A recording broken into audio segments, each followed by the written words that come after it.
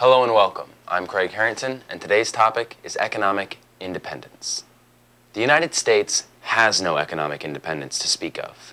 We used to have it. We used to foster it. We used to encourage it.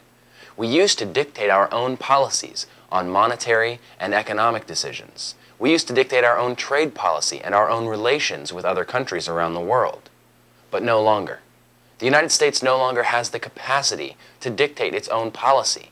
Our ability to craft decisions that are in our own best interest has been undermined by the international web of economic liberalization. The intertwined nature of our relationships has put us simultaneously up against the countries which produce our goods, take our jobs, compete against our industries, and finance our government's debt.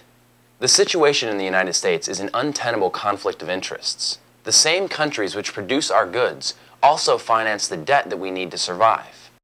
Without their financing, the country would grind to a halt. And without the goods they produce, the country would grind to a halt. Therefore, the United States is obliged to maintain its free trade status, even when the status quo no longer benefits us, but rather benefits the foreign producers who are dictating our own policy.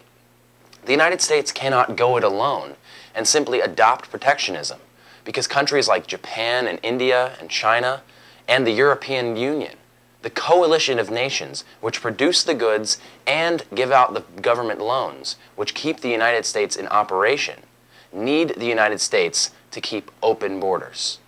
If we were to close our borders, to put up trade barriers, to protect our domestic industries, it would dampen their ability to enter our market and use the U.S. consumption sponge to drive their own economies. Our own government has eroded its own regulations regarding capital infusions, hostile mergers and acquisitions, and foreign takeovers, and it has done so largely at the behest of foreign interests. It is in their best interest that the United States remain an open market for their goods, and there's almost nothing the U.S. can do about it.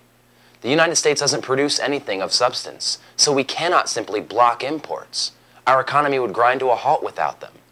At the same time, our government cannot manage its own budget, and it would grind to a halt without the financing that comes from overseas. This country has become obligated to foreign production and foreign financing, all because our government and our economy cannot regulate itself properly. The United States needs to start from the ground up. We need to stop outsourcing. We need to build factories and build wealth here in the United States. We need homegrown industries, and we need to accept the fact that our standard of living will diminish in order for us to succeed. It has to diminish. We cannot continue living in this debt-ridden lifestyle. It is not sustainable. The United States has existed since 1776 largely because it is self-sustaining, and we will crumble unless we reorganize ourselves to be self-sustaining once again.